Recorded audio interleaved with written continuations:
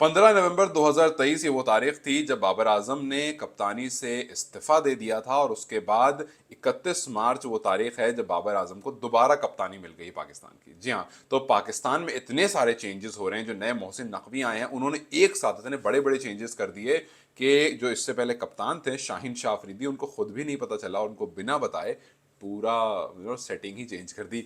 तो खैर चाहे तो इस बार पाकिस्तान कुछ बवाल करने वाला है और या तो एकदम ही फिसड्डी होने वाला है, क्योंकि उन्होंने चेंजेस ऐसे ऐसे कर दिया। यार आप देखो ना, पहले तो टीम को उठा करके भेज दिया मिलिट्री कैंप में, जहां आर्मी ट्रेनिंग करती है वहां भेज दिया। पाकिस्तान आर्मी जहां ट्रेनिंग करती है वहां प्लेयर्स उनके साथ ट्रेनिंग कर रहे थे, so that stamina boost up हो सके। अब पता नहीं क्या क्या सीख कर आएंगे वहां से। खैर उसके बाद इमाद वसीम रिटायरमेंट से वापस आ जाते हैं क्योंकि उनका पीएसएल बहुत अच्छा जाता है। तो फिर मोहसिन नकवी कहते हैं कि भाई साहब हमें चाहिए, अब नए चेयरमैन आया पूरा जोश में। फिर उसके बाद कहते हैं यार मोहम्मद आमिर भी बढ़िया है, मोहम्मद आमिर को ही बात करो।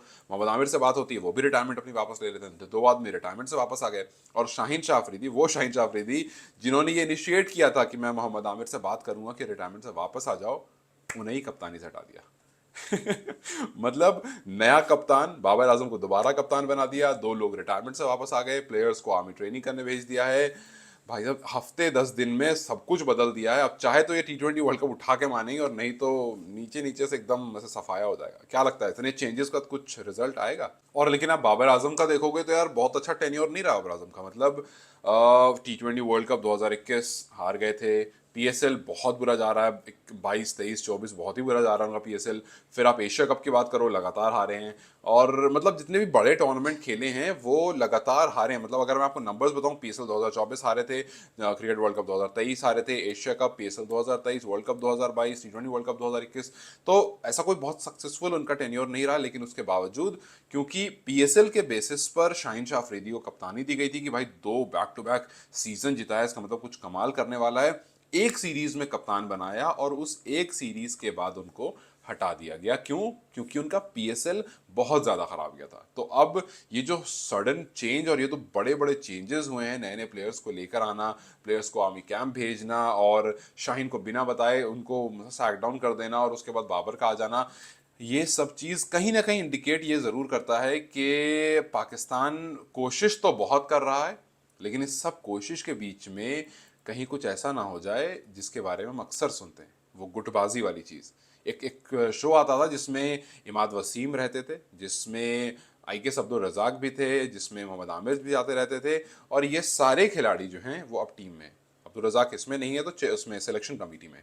तो ये पूरा अब ऐसा लग रहा है कि एक ग्रुप वापस से आ गया है और वापस से उसी गुटबाजी का जिक्र होना शुरू हो जाएगा जो पहले कभी हुआ करती थी कि भाई एक ग्रुप होता है जिसमें बाबर होते हैं, ये होते हैं, फलना होते हैं, ढिमका होते हैं, और दूसरा ग्रुप होता है जहां पर ऐसे ऐसे लोग होते हैं और आपस में इनकी नहीं बनती है। ये प्रॉब्लम पाकिस्तान में हमेशा से रही है और एक बार फिर से एक जगह से लोगों को उठा करके वापस लाया गया है। अब जिस तरह से मेहनत हो रही है, मतलब दूर से ऐसा लग रहा है कि भाई ये तैयारी कर रहे हैं, लेकिन ये तैयारी कितनी सक्सेसफुल होगी आगे कुछ 1 2 सीरीज भी है इनकी, फिर उसका T20 वर्ल्ड कप भी है, वहां जाकर के पता चलेगा। लेकिन इस बात में कोई डाउट नहीं है कि फैंस बाबर की तरफ बहुत ज्यादा इंक्लाइंड है। बहुत लोग हैं जो इस चीज़ से बहुत खुश हैं कि चलो बाबर को वापस से कप्तानी मिल गई, बिकॉज वर्ल्ड कप के बेसिस पर हटाया गया था ऐसा लोगों को लग रहा था। और एक्चुअली में हुआ भी यही था कि वर्ल्ड कप हार कर आए थे, सेमीज में भी नहीं पहुंच पाए थे, तो इस वजह से बाबर को सैक डाउन कर दिया गया था। ये बाबर ने खुद ही छोड़ दी टेक्निकली। लेकिन अभी बाबर को T20 और ODI 2 की कप्तानी दी गई है। शान मसूद अभी भी टेस्ट के कैप्टन है क्योंकि पीएसएल में भी वो टेस्ट ही खेल रहे थे, तो उनको लगा कि टेस्ट उनके लिए ज़्यादा सूटेबल है, तो टेस्ट के वही है। T20 और ODI की कप्तानी इनको दे दी गई है। अब यहाँ से देखना ये है कि किस तरह से आगे का हिसाब किताब बनता है, बिकॉज अभी आप देखोगे तो शाहीन को तो एक सीरीज पर हटा दिया, तो बाबर अगर आगे जो आने वाली सीरीज आई गेस न्यूजीलैंड से और फिर शायद इंग्लैंड से भी है, तो अगर आगे वाली सीरीज बाबर खराब खेलेंगे तो क्या दोबारा से डिस्कशन शुरू कर दोगे हटाने का? खैर वो तो पाकिस्तान आकर खेलेंगे तो उम्मीद ये है कि जीतेंगे अपने घर पर, तो आप जीत ही सकते हो।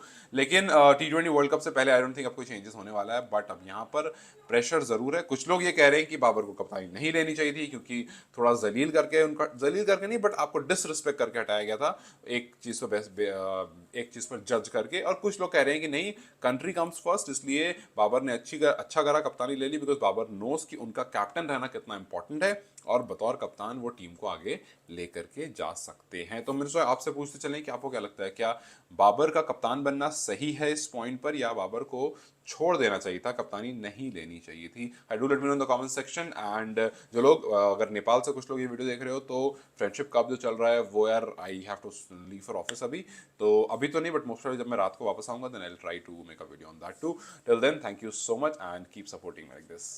Bye bye.